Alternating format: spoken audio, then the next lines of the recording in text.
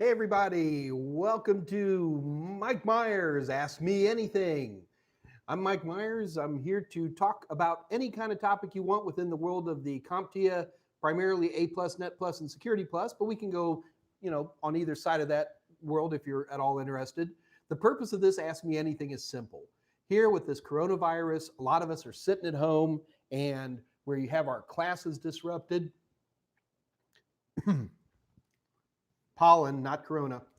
We have our classes disrupted. We got teachers out there who are a little frustrated. So the entire goal of why we're doing this here at Total Seminars is to give us a place for the duration as we're buckling down and hunkering down and self-isolating and doing all those things we need to do as we get past this crisis. So feel free to ask me any questions you want, and I'm here to answer them. So had something kind of exciting happen today. Actually got to talk to a person very, very high up in the federal administration, way the heck up there, like way up there.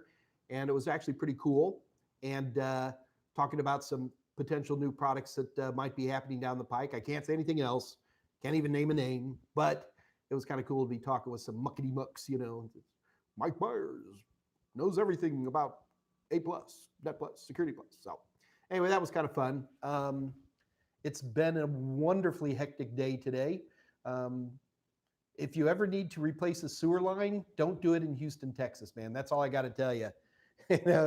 Everything's shut down here. I've got a messed up sewer line. No, you kids don't want to be here about my troubles, do you? I don't blame you at all. So anyway, so we're going to be here every day, Monday through Friday. So that's at 2 p.m. Central Daylight Time. And if it goes long enough, it might go to 2 p.m. Central Standard Time, but we've got a ways before that happens. So feel free to ask me any questions you want. So it's Friday, so we do have a giveaway today, and we are giving away our super bundle, which includes videos, practice questions, and simulations for either the A plus or the Net plus or the Security plus. So whoever wins today gets the whole shebang, and how's that for excitement? So we'll be doing a drawing it towards the end of the session. So hang tight and ask good questions, and let's go ahead and see where we go from here. Also, though, keep in mind that anybody who shows up here today, just for you being nice enough to show up, you get access to our total tester and our simulations, and those are at 50% off. And all you have to do is type in MMLive 406 when you purchase, and you get everything half off right across the board. I also want to mention for you instructors out there that Total Seminars is literally giving away everything to, now I got to be careful here, instructors who are teaching active classes. So if you're in the middle of an A plus class and you've got trouble, all you have to do is contact Kathy Yale. I can't type anymore. And all you have to do is contact Kathy Yale. Her email is there in the chat, and talk to her directly, and she'll help you out. Now, I want to stress a couple of things here. First of all, you have to be a real instructor at a real school teaching a real active class, all right? So don't try to send Kathy Yale an email and see if you'll be able to fool her, because the lady is a genius at sniffing out people who are trying to take advantage of us. Also, I might add is that in specific circumstances, they're pretty specific, we're actually able to get you free ebooks through McGraw-Hill. You got to jump through some hoops here, guys. So I don't want to just make you think, free. It's actually kind of a pain, to be honest with you. But you'd have to contact Kathy Yale for the details on that. And again, that is only for instructors with active classes. So don't be clever here, guys. We're getting some pretty clever people on here lately. So you guys worry me a little bit. Hold on, I have a drink of water. Yeah, water. That's mighty good water. Okay. All right. So anyway, let's get to some questions here. We got a pretty good stack. Alessa Barb back there again. Big thanks to Mr. Myers for the giveaway. You're better than Professor Messer. I'm different than Professor Messer, but I wouldn't say better. Gil Gambo, thank you so much for taking time out from your busy schedule. And it is busy. I got to tell you guys, it's kind of insane busy right now. All of the folks here at Total Seminars are putting in outrageous hours. the whole gear shift of the industry right now. And yeah, it's a pain in the rear end. You get to dress comfortably, which is nice, but other than that, nice shirt, but underneath that, I got on a pair of shorts and some running shoes, so I'm comfortable. But it's the amount of work. It always fascinates me when people get into these types of situations, and you see a lot of people who do work at home types of scenarios. And I got to tell you, the biggest thing, well, number one is communication, and with things like Microsoft Teams and Zoom. I know you don't like Zoom. I like Zoom. Whatever chat tool you use or whatever it is, communication's good, but then you forget that when you're in a physical environment, sometimes you talk to two people, sometimes you talk to three people, sometimes you don't want to talk to that person, but you do want to talk to that person. And where we normally just by walking around or having lunch with somebody, that's kind of disappeared. So it's actually fascinating to see all this, I don't know what else to call it, etiquette that's being developed here at Total Seminars, and just how we deal with, what are we talking about? Who are we talking to at any given moment? So it's absolutely fascinating. The one good thing I will say is, so I didn't do yoga today. I actually worked out at my closed health club. It's closed, but I can sneak in and use the equipment by myself. And that's because I know the owner, got along a long time ago. I still spray everything down. I'm paranoid. Yeah, so got to tell you, in fact, I think I know what the contest is going to be. Guess how much weight Mike has lost since this course started? Okay. So anyway, that's all I got. Let's get back to some questions here. There's Scott Jernigan's here. Tolowith's here as well. Sosa, Bisney in. Now here's a new face. Hi, Scott and Mike. Thanks again for doing this. Hey, Busy again. We're doing this to help you guys out. Yeah, we put some specials on for some of the product, but to be honest with you, I can't even imagine what it'd be like around to be studying for some of this stuff and be disrupted, and not to have a classroom, not to have your usual, maybe you had friends you would get together with, and all that disruption, lack of equipment.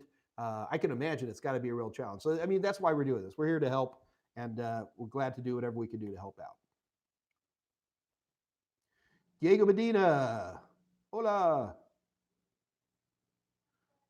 And Gino is back. Thomas, God, it's like you guys keep coming back. You just gluttons for punishment, man. It's this pretty face. Yeah, I don't blame you at all.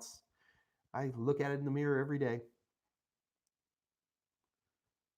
Oh, Nigel has lots of questions. Now that's who to thunk it. Well, bring them on, Nigel. That's what we're here for, brother. Architectural controls, IOHA. What does client server and peer mean today? It means a lot less than it used to. I got to be honest with you. In the traditional sense, you would have a server system that serves stuff, then you have clients that would access that. Whereas in peer-to-peer, you basically, what you really had, now we're going back to like Windows for Workgroups. These are the versions of Windows of your forefathers. And really what we were talking about in peer-to-peer is that every computer was a server and every computer was a client. So, and that's still true today. You got a Windows 10 system. Every individual computer it can share files and folders. If you got a locally connected printer, it can share all that. And equally, every Windows system is a client in that it can access shared resources like folders and files. But I feel that peer-to-peer is sort of a faded term, because everything really is, in my opinion, client server. It just might be everybody's a server and everybody's a client, and ergo you are now peer-to-peer.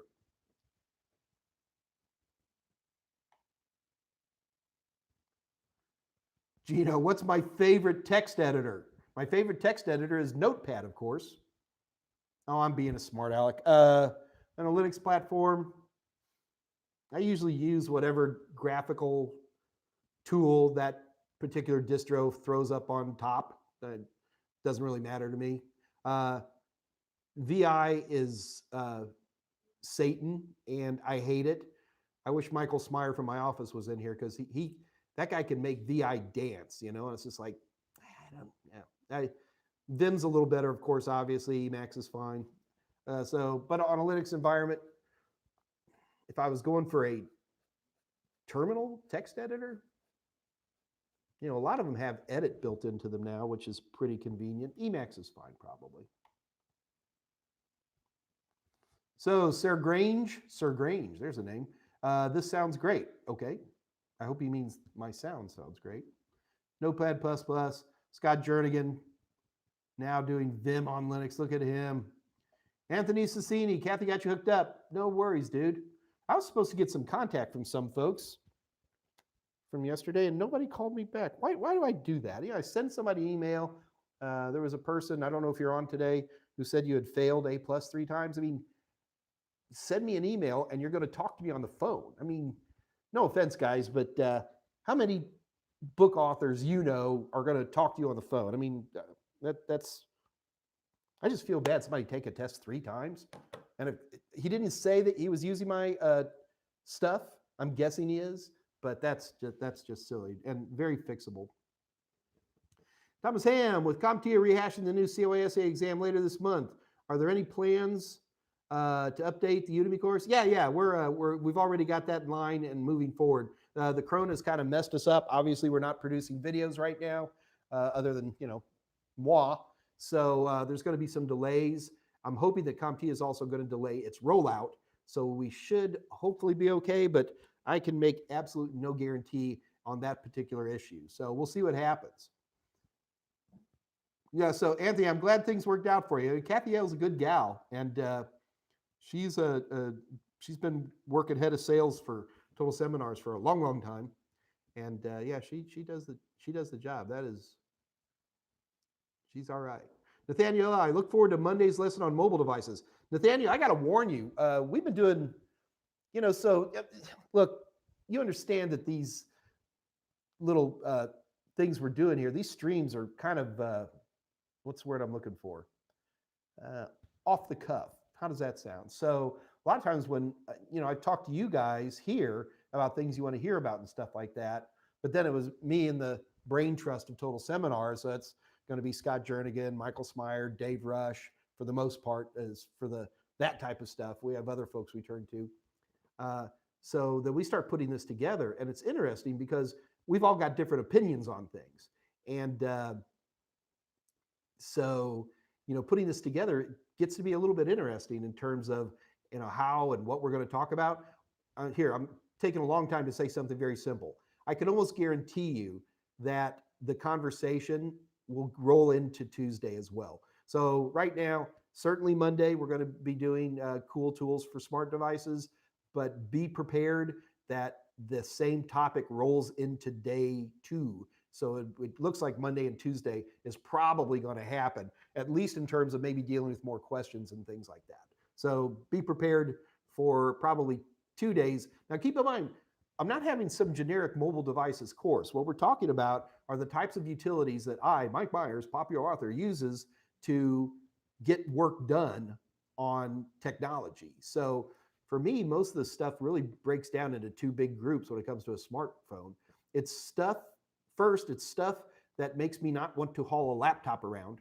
All right. So if I need a SSH client or a remote desktop tool or something like that, and I can do it on the phone, I'm going to do that.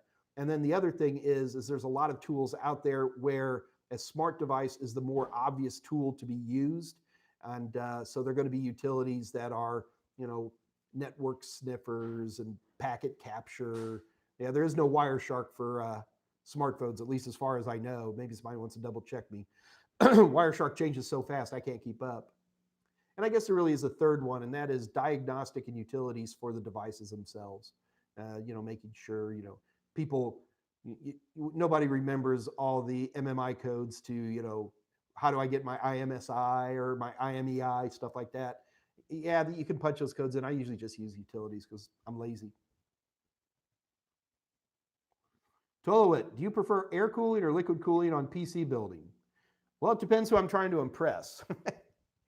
Liquid cooling is beautiful and it's well established now. It's so different than it was 10, or I could push it and say 15 years ago, where you were cutting your hoses and trying to put stuff together. You never had the right kind of CPU cooler mount and all the kind of craziness we used to do, and putting gold flecks in your coolant, and just because it was fun. And today it's so off the shelf and easy that it's really pretty.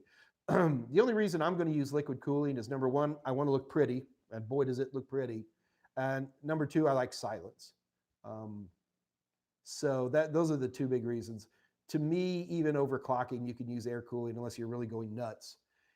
But even on my main systems are all air cooled right now, simply because I can use extremely large diameter fans that just turn slow, so they don't make a lot of noise. So Anthony, are your students online? Are they like here in this conference? You should like challenge them and make them ask me questions and stuff like that. Make them come on and get a score with that. Nigel, you like my shirt? It's my blue period. So yeah, me and Picasso.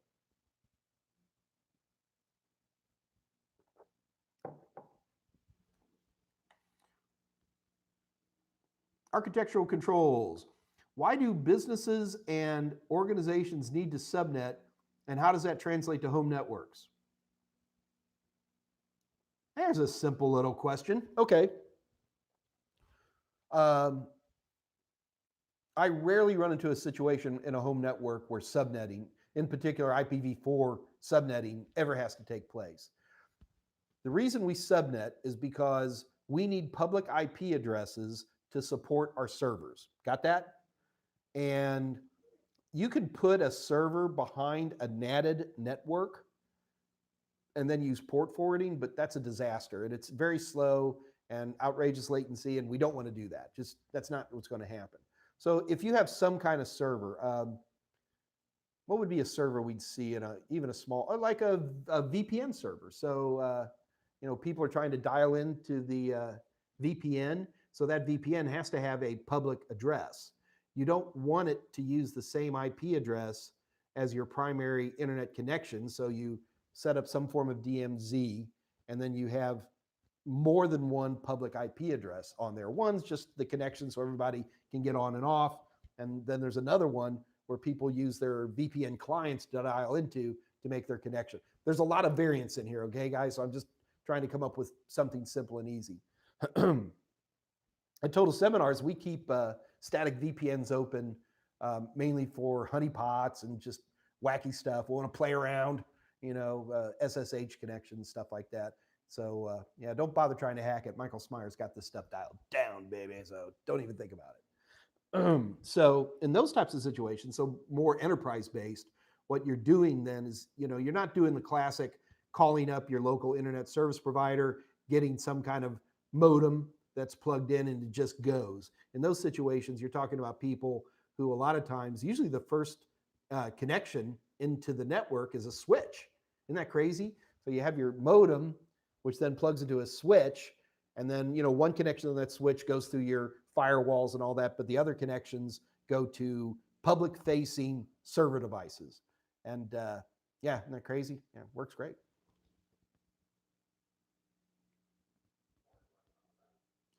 Nathaniel, did you do some more yoga? Man, I am still suffering from the yoga that this lady makes me do. It's amazing. Like, we're basically getting to the point where we're in shape enough that we can like do things like downward facing dog and all this stuff. So I'm not there yet. Hey, Professor Krieger, there he is. Thanks, Mike, for all the voodoo you do so well. That's me, baby.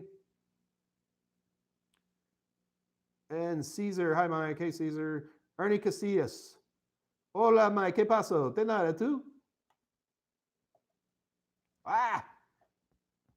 Still same problem I always have, man. Oh, baby, ¿qué pasó? Hey, Carbon Wool. We got some new faces here. I'm glad to see that. Who are the bad guys? You mentioned them in a lot of Security Plus book. How do you learn what they do? Well, I don't, but smarter people do. So I use bad guys as a generic term. I think that if you look at some of the more advanced security certifications, they'll use terms like bad actors and terms like that. A bad guy could be anything. The classic hacker is kind of passé now. That isn't usually what it is. It could be anything from corporate espionage, where one of your competitors is trying to get into your good stuff. It could be it could be other nations. It could be organized crime. It could be even some bad guys don't even know they're bad. It's that idiot operator who opens up the email that makes awful things happen. So bad guys is, well, I just use that as a generic term to talk about all the evil. Put a black mustache on me. All the evil things that can be out there. So it's not necessarily a particular thing.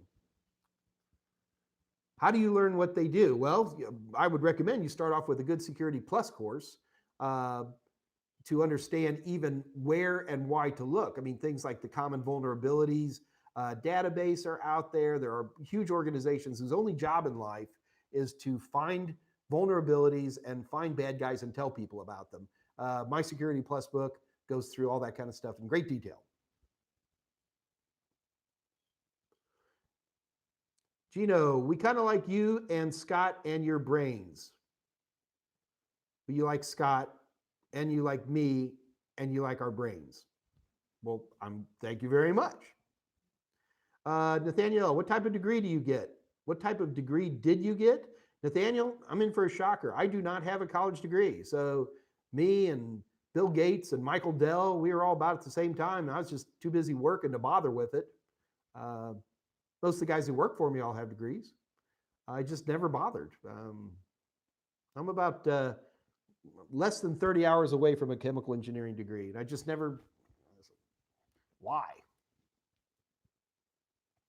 Professor Krager, Windows 3.11. Oh God, here we go. Windows for Workgroups was a great step forward at the time, a long time ago. Yeah, I mean, we got to keep in mind, Windows for Workgroups was the first time that we saw something that came with networking pre-installed. Before Windows for Workgroups, networking was kind of a separate thing you did, and it kind of changed the world. Ernie Casillas, how do I start a how-to book? Okay, well, Ernie, it's real simple. What you need to do is get Microsoft Word, okay? And then you start Microsoft Word, start it up. And then in front of you are these buttons. We call them keys. It's a keyboard. And then you press the buttons down until it's created. Okay, I'm being a smart aleck. You would be surprised how easy it is to get technical publishers to get you to write a book. Doesn't pay great. We need to warn you. But if you have a halfway decent topic, especially if you sold somebody like me that was a good topic, it's not that hard at all to, I mean, I should put qualifiers in there. But if you're serious about that, send me an email. Here.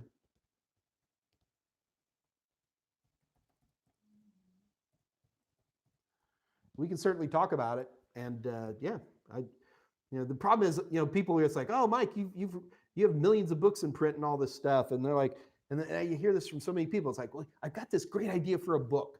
And then I look at them and I happily dispensate them. And I go, you may write the book. There's a lot of people that got books in their head. Not too many people actually press the buttons down to make that book appear. I will say, if you're actually serious about writing anything, it doesn't have to be a book, writing articles, anything. It's discipline is the hardest part to this. Scott Jernigan, put your fingers in your ears for a minute. The problem, discipline is always a challenge for me. I'm very much a sloppy writer. And I'm lucky to have guys like Scott Jernigan around who are amazing editors who help make me look good. But the one thing that is important is that at a certain point, you just got to get disciplined, especially when you're working at home, man. It's so easy to, sit around in your underwear till 10:30 in the morning. You can't do it. You got to take a shower, brush those teeth, shave. 9 a.m., sit down at the computer, start getting work done, And by getting work done, it doesn't mean check your email, but whatever. I'm not going to, been tilting at that windmill for a long time.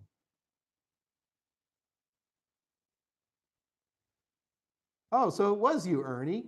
So how come you didn't send me an email? I put my email address in there again, scroll through, find my email. You need to talk to me, dude. Everybody's looking forward to Monday. So just be warned, Monday and possibly Tuesday are going to be great. But the other big one, but you want to talk about a bunch of total seminars nerds getting angry at each other. It was the anti-malware, which will be another topic that we'll be bringing up. Maybe we'll do that next week, or maybe we'll do it the Monday after. We'll see what happens. And we're still got so much organization going on here. But it was fascinating. It's like, well, what do we use? And what do you use? And people have some pretty strong opinions. And, I may be, sorry, my neck. I was doing a lot of lat pulls today. It's interesting to see how many different opinions you get from even a core group of guys who hang out with each other all the time and talk about this stuff. Then it really boils down to it. So Scott and Dave love Malware Bytes. I'm a Microsoft fan, and Michael Smyer, our token Apple guy, is like, well, just wipe the system. It's like, okay. It'll be an interesting conversation when we do anti-malware.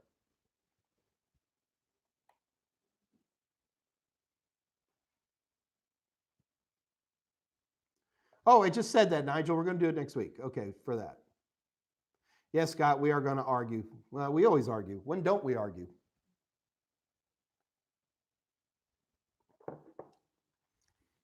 Yeah, Nathaniel, we'll see. I'm not going to make any promises it's going to be 2 days, but I had it down to 15 Android utilities that I use. And then, of course, we do want to talk about iOS in there as well and some of the tool sets. And so we'll see how this is going to work out. And it'll be fun. I'm going to really just talk about iOS more than do iOS, but I'd like to be able to do Android. And hopefully we'll get this other camera working over here and you can actually see how we use some of the tools. And so it should be pretty cool. Thomas Hearn, there's a scary scenario I had to fix recently that I want to share, but I'll save that for the anti-malware. Okay, sounds good. If there was one piece of advice you could have given yourself when you started your IT career, what would it have been? Buy Microsoft. God, that's a tough question. There's a lot of answers. I mean, are we talking from a technical standpoint or from an emotional standpoint or from a career planning standpoint? They're very different ways to approach this. Don't be afraid to be brave. The biggest problem I run into with technicians is that because we're nerds and some of us are Aspergery, I'm Aspergery, is we assume things that are incorrect. And therefore we don't do it. Well, here, I got a story for you. Way back in the 1940s, after we had dropped a couple of atomic bombs and we were, so it's after World War II, but, Cold War really hadn't kicked in hard yet.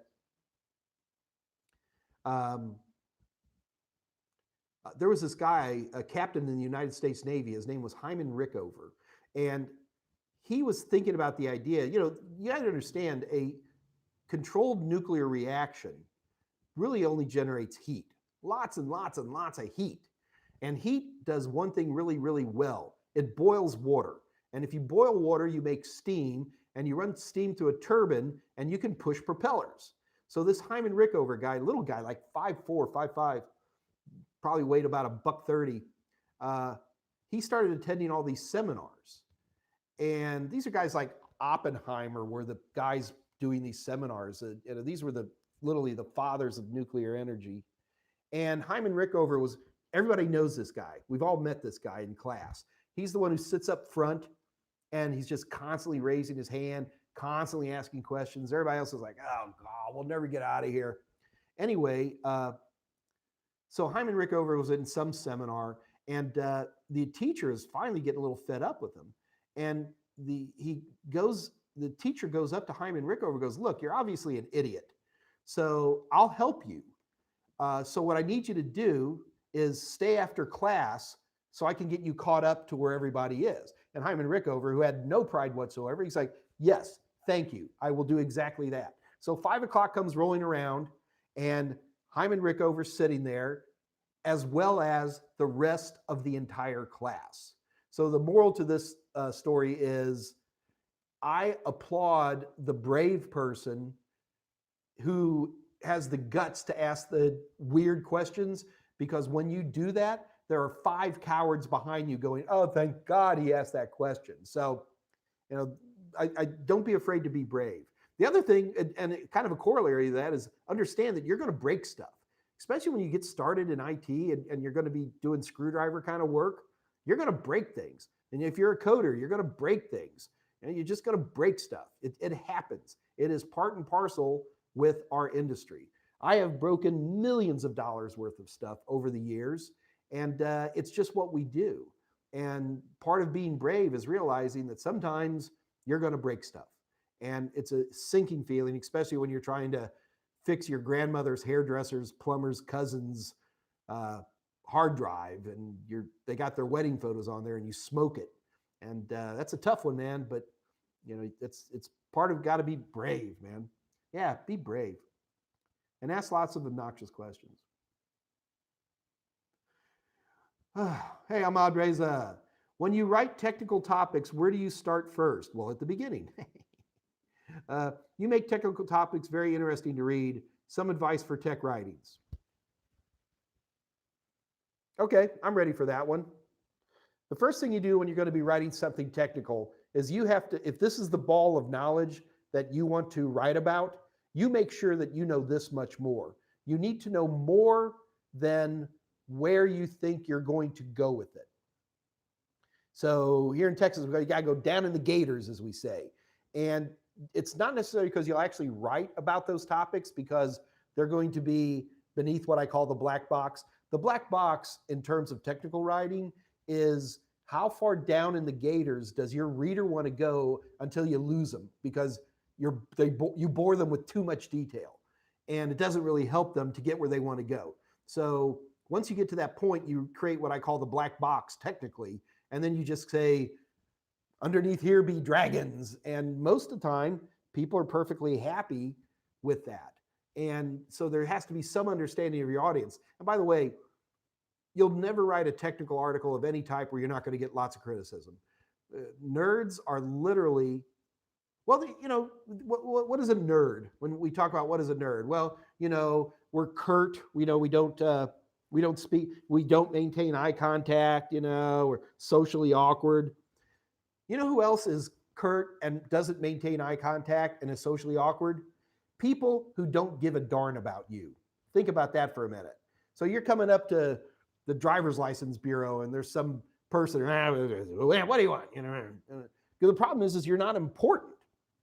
And as a nerd, it's really, really important for us when we're doing technical writing is to be important and to create connectivity to that. And the best way to do that is to know your audience and to have some sense of where they want to go. Also, don't be afraid to throw in any humor.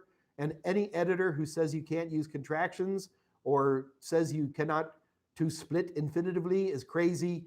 Scott Jernigan's right now having pains in his neck, but the reality is that casual conversation is the way we're going today. It's been that way for 15 years now, and it's going to stay like that. And also keep in mind, so when you're a technical writer and you write something, you need an editor. And the more editors, a couple editors would be good. Somebody's mowing their lawn right out front. Sorry about that, kids. And because your work is perfect, right? Because when I write a manuscript, man, it comes out perfect the first time. It doesn't. It's cut up, and you need editors who can look at it with a judgmental eye, and you need editors who not only fix grammar but understand the concept of knowledge flow, a story arc, that kind of thing, so that they can get where they need to go. And yeah, it's painful. I hate Scott Jernigan. Scott's kind of old-fashioned guy, so I'll write a chapter in, I usually use Microsoft Word more than anything else. So I'll write a chapter, and Scott he doesn't do it as much as he used to, but Scott will print out the chapter, print it out on paper. I'm not kidding. And then staple it, and he gets his red pen out, and then he marks it, right? And it's just hilarious to me. Scott's an old-fashioned guy. But then sometimes I know when I'm really in trouble that I'll get a paper back from Scott, and the only thing is up at the top, it says GAD, which stands for grammar are dead. So I was like, there's a certain point where Scott's not going to fix my grammar. There's a certain point where, especially if I use too much passive voice, Scott's going to go, fix it yourself, Myers. And that's fine.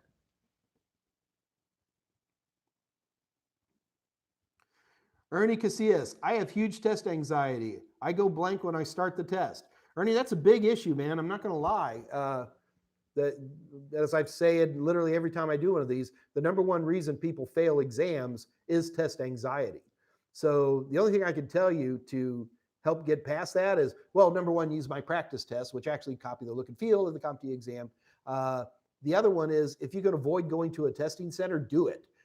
So a lot of schools will set up temporary testing centers so you can at least test within your school. If you're an individual, starting April 15th, CompTIA is going to have online testing where you can do it from your house.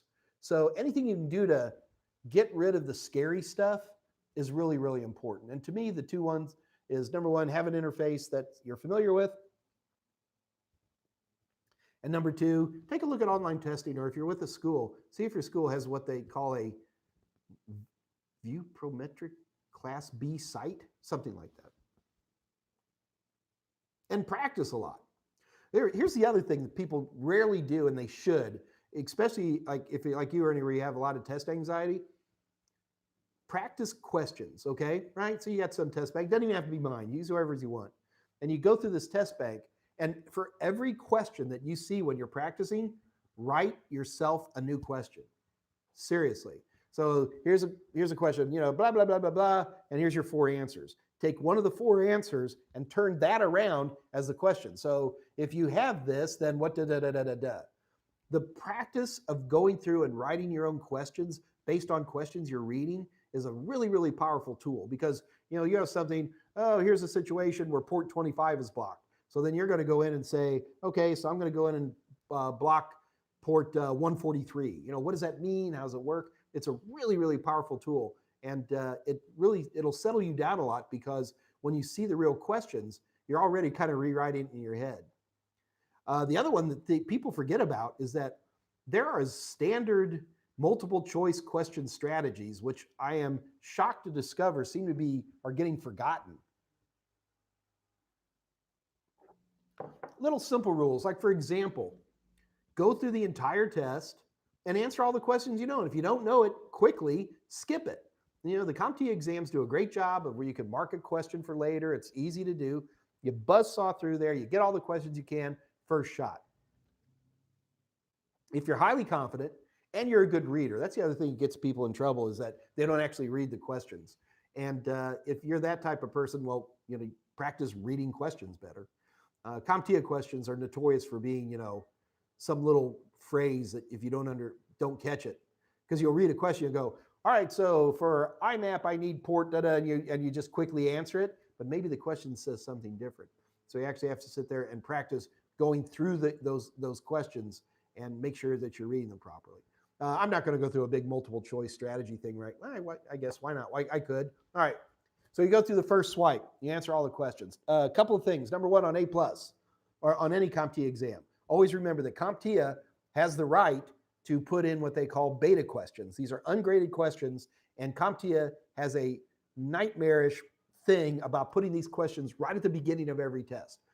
So especially if a new exam is going to be coming, like, say, within 6 months or 8 months, you'll start seeing these beta questions pop up. So you get in there, you're like, okay, let's take the test. And all of a sudden, like, the first 4 questions, you're like, what the?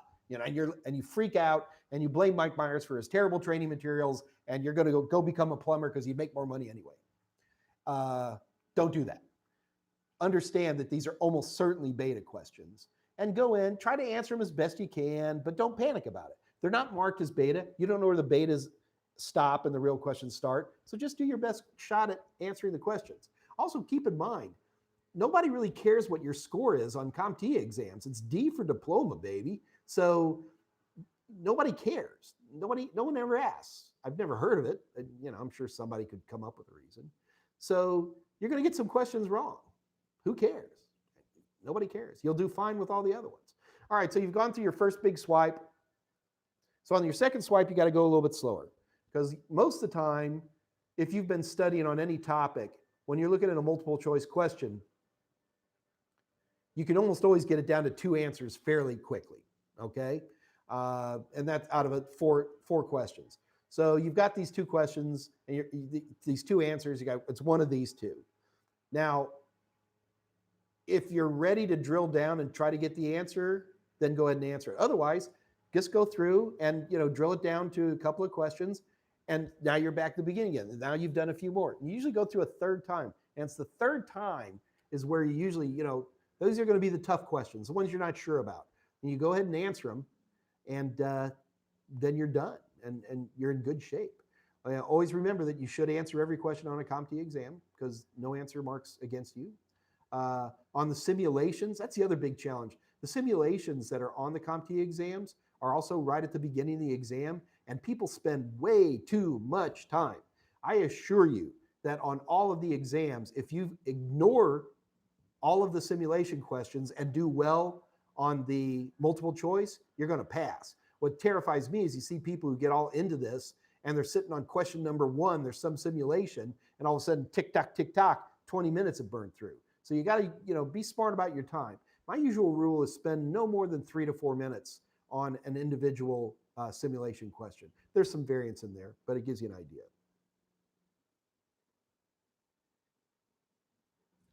All right, so what else we got going here?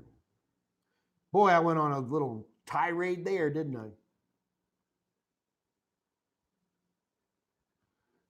Water cooling is not fun. And yeah, it's fun. I mean, Mr. Sousa says it's not fun. I think it's fun. It's very pretty, especially with good lighting systems. I'm all in, trying to make your interior system pretty, lots of zip ties, EL wire, rope light. RGB now is always a lot of fun to be used. Built into the AMDs is nice. And, make things glow and look pretty. So I think it's fun. It's just that I don't think it's necessary unless you're like doing serious overclocking or you really like silence. Jacob Tavares, do you have an opinion on the CompTIA exams being offered online? Will this make their value depreciate? Depreciate. Yeah, you got it right. First of all, I think it's fantastic. I mean, look at this whole coronavirus makes it a fairly obvious thing that we need to do, right? I mean, so that's good. No, it's not going to depreciate. You got to keep in mind, guys, that A+ and Net Plus and to a lesser degree Security Plus are really very entry-level certifications. I mean, these are the things that are going to help you get your name at the top of the stack of resumes and things like that. So I'll let you in on a little secret. The very, very high level federal person I spoke to today is in a panic that we are not going to have enough technicians. We're not going to have enough security people. And especially at the entry level, I think demand is very good and will continue to be very, very good. Why does everybody keep talking about my shirt? Come on, Ernie, it's a shirt. Mi blusa.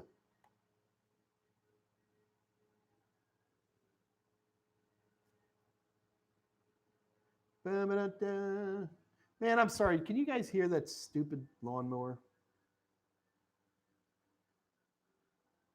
We're scrolling. I'm going to figure a way to get past this.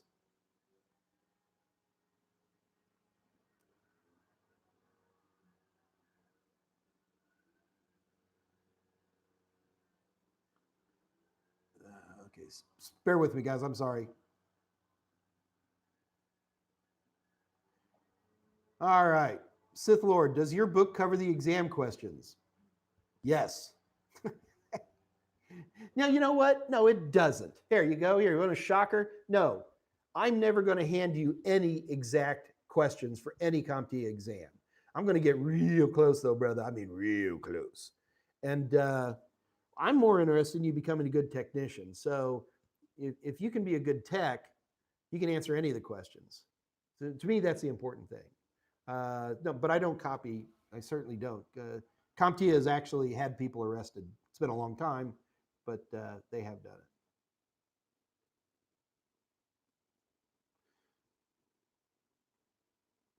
So, Sith Lord, I've been studying this book for 3 weeks now. I know 120 questions by heart. Well, first of all, nobody knows for sure, but we're pretty sure that the A plus test bank alone, the one that is actually administered, puts as 600 questions in the test bank, and they spin them. And like, so if you had two people sitting next to each other, you'd have different tests. Okay. So now you're making me nervous when you're like, well, I've memorized 120 questions. Bad, Sith Lord, bad. What you need to do is, like I was saying earlier, take those questions, develop your own questions from them, come up with new ways to look at that, get other people's questions. It looks like you're probably just using my questions. That's never a good idea. You should always use questions from at least 2 different sources, if at all possible. And the other problem is when you say you know 120 questions by heart, what's going to happen is that then you're going to sit down for the exam and you're going to see a question. You're like, oh, I know that question. It's D. Well, it's not, okay?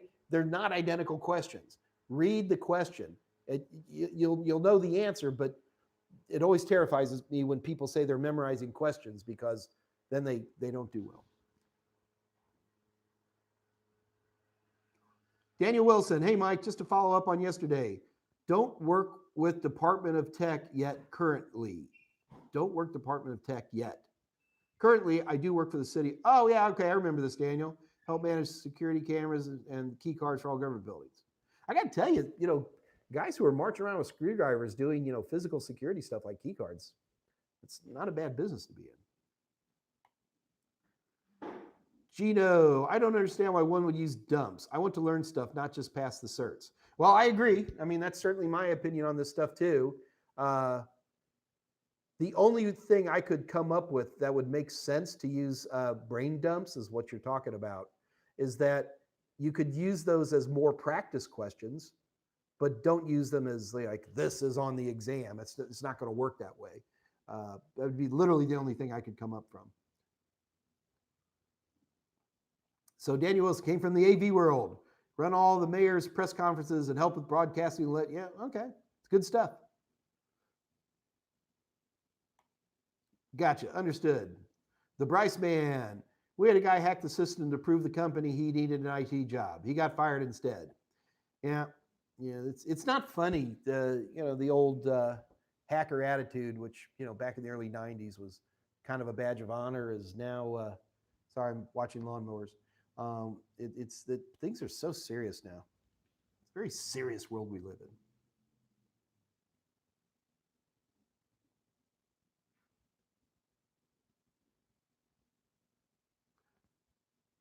And Jacob Tabaris, there are lots of exam things. There are. I mean, I'm just one of many, many providers out there. I think I'm by far the best by a factor of 50, but there's lots of stuff out there. Do you think cloud services are affecting the usefulness of Network Plus? Well, no. I think you got to remember that we have more servers today than we ever have had before. The problem is that we don't have very many servers in our local stuff anymore like we used to. But you know how many technicians Amazon hires every year in the United States? It's like tens of thousands. So it's just, you just pick a different place to work. That's all. There's still tons of need for that. And on top of that, Network Plus does a really good job on cloud computing, virtualization, hypervisors, stuff like that. So these are important things. Gio Gamble, there are a lot of functions that the CPU handles today that used to live outside the CPU. Sure, GPU, cache, store. Yep. What do you see as the next process that would be integrated in the CPU? Well, we're already seeing it now with a lot of the ARM processors. We're having a complete system on a chip. And I see that probably eventually getting to the laptop, desktop market, probably sooner than later. I mean, we're already seeing AMD tablets, right? AMD, ARM, not AMD, ARM tablets. There's probably some, like the Chromebooks some of those are ARM. So system on a chip is probably where we're going to go. Just everything's going to keep sucking into one big cheap chip. Kerwin Trim. Hey, Mr. Meyers, thank you for taking the time to answer our questions. No worries. Would you recommend obtaining a master's degree in information system or computer science along with CompTIA certifications? No, you're talking about two totally different universes here. If you're getting a master's degree or something like that, you're moving into a totally different universe. CompTIA A+, Net Plus, and Security Plus fulfill two roles. Number one, they're stepping stones for people very early in their career to move up to bigger places. To me, the perfect place to learn CompTIA A+, Net Plus is here in the United States as a high school level. I want to be teaching 15, 16, 17, 18-year-olds. Now for corporate retraining, folks like that, yes, come in later in life, that's great. Not a problem. But the other place where, well, I'm going to shift gears here a little bit. The other thing is for people who go for degrees, you got your whole other track. It's the people with the master's degrees who end up being, the chief information security officers and stuff like that. It's a different universe. I'm not saying you can't get there from a more blue collar, non-degreed situation, but it's a lot easier, and you'll get there eventually. Professor Craig, you're showing your age here, sir. Before Windows for Workgroup 01, NetCo was most of us a sneaker net, saved to the floppy and run down the hall. Yep, I was there. Oh, he's Batman. He's here. And remember, guys, we got a giveaway here. And God, we only have 9 minutes left. What the heck? Do I talk that much? I guess I do. Project management software, project management books are popular. The PMP certification, Thomas, is a really good certification. It's one of the most popular certifications out there, and it's for project managers. Carmen Caramel, hi, dear Mike. Hi, dear Cameron. I would like to get Security Plus certification go to cybersecurity. As a security professional, which programming language would you recommend me to learn? I think you got a lot more to learn than programming languages. There's a lot of security people who don't code, lots of them. And you need to take Security Plus and then see where you want to go from there. I wouldn't be in a panic about learning programming languages. I mean, anybody who works on systems today, you should have like some basic Java, at the very least, a few other languages like that. Any of the scripting languages.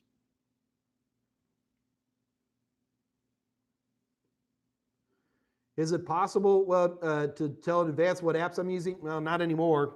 I guess I could have. That's not the worst idea I've ever heard, but I'll mention them, and I'll give them all a few minutes so we can go through them.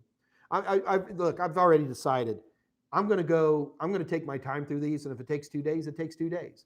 So keep in mind, my goal for next week is not to train you how to use these tools. A lot of times, it's just important that you know these tools exist, so that somebody smarter than you has a question, you can get the information for them.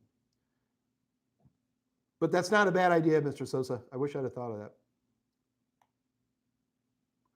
Well, Batman, you are hanging with me all day. Nigel, I want to start blogging. How do you start? Normal use? Yeah. WordPress is a good place to go. Where's a good place to host it? Gosh. There's so many good hosting sites out there anymore. I don't have one off the top of my head. I get spoiled because I got guys who spin up sites for me when I need them. A cheap one that has WordPress integration and automatic updating, because WordPress needs to be updated a lot. TS, that stands for terribly shy, terribly sad, terribly sexy. Good. I'm glad I work for you. Do you have giveaways today? I do. Oh, now you show up, Brandon? Okay. Well, now, we had all the fun without you, man.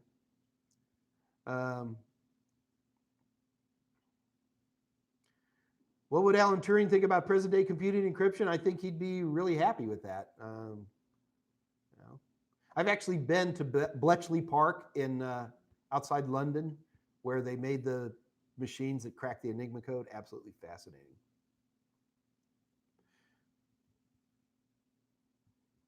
Okay, Crazy Man actually has a great question here. And this will be the last question, unfortunately, because I want to do the competition real quick. Mike, I have a Security Plus question. What's the difference between, intrusive vulnerability scanning and pen testing? Very little. So my usual line is that vulnerability testing is something you do on the inside, and pen testing is something you do on the outside.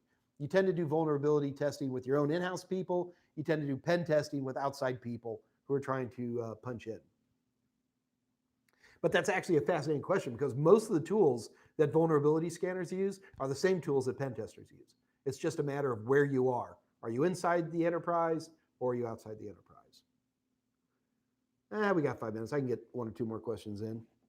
Neil Garrett, you passed in 2016. Congratulations, man.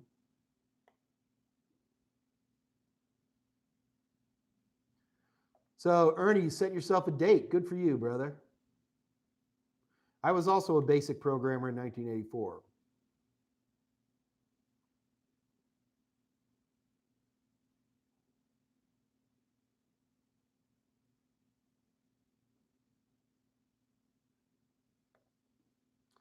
And here's,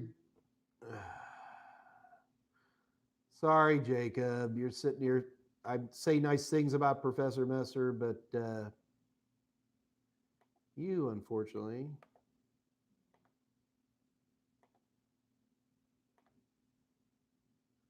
have to go away.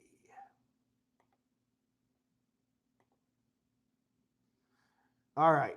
All right, guys, look, we just got a couple more minutes left, so let's start our competition. All right, so understand the competition is I'm giving away to 1 person today complete access to the Total Seminars videos, to the Total Seminars practice exams, and to the Total Seminars simulations. It'll either be for the A+, or for the Net+, or for the Security+. So what we're going to do here is I have down to 2 decimal places how much weight I have lost since I started dieting. It's not dieting, it's changing our lifestyle, not dieting. And yeah, so I basically have a very special diet. It's called Eat Less, Move More. So I am going to write down, this comes from MyFitnessPal. By the way, if anybody wants to join me on MyFitnessPal, I'm Desweds, DESWEDS. Feel free to join me as we try to get into shape. And let me go ahead and pull that up right now.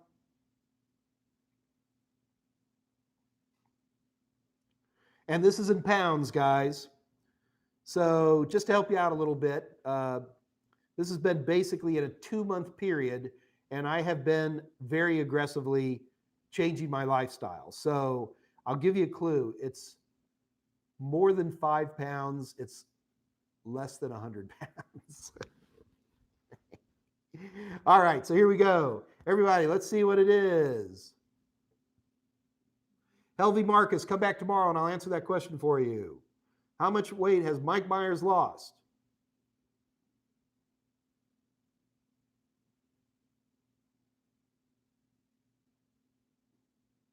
No, Ernie, I'm losing weight. I'm doing pretty good, actually.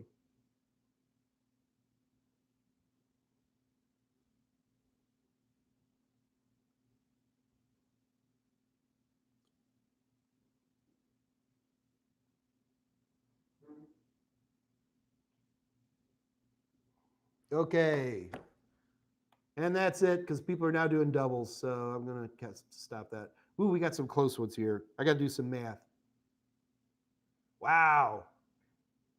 Diego, you were close, brother, but somebody got a little bit closer than you, and that person was Neil Garrett. Neil, you're the winner. I have lost 22.84 pounds so far. So, Neil, you are the winner. All you got to do is contact Kathy Yale. Just send her an email, and I'm going to let her know that you're the winner. So it's Neil Garrett's the winner. Congratulations. Way to go, Neil. All right. All right. So remember, Neil, you're going to get a complete copy of either the A+ or the Net+ or the Security+, whichever one you want. I think it's like you get a year's supply of that. So it will definitely last you for a while. So you should be in great shape. All right. Well, guys, thank you so much for showing up. We're going to be doing this every Monday through Friday at 2 o'clock Central Daylight Time. You're starting on Monday. We're going to have our first of our topics, which is going to be Mike's Cool Tools for smart devices. We have anti-malware coming up. Please, if you've got some thoughts of topics that you want to cover and you want me to really drill down on them, please just send me an email. And also keep in mind that, remember, for all you teachers, We're giving away everything for you teachers who have active classes right now. If you're kind of between a rock and a hard place, you need some new material, all you got to do is contact Kathy Yale, and she will get you set up. And it's absolutely amazing program. Folks, thank you so much. Have an amazing weekend. Stay safe out there. Wear a mask. And I will see you Monday at 2 o'clock Central Daylight Time, where we'll be talking about cool tools for smart devices. Till then,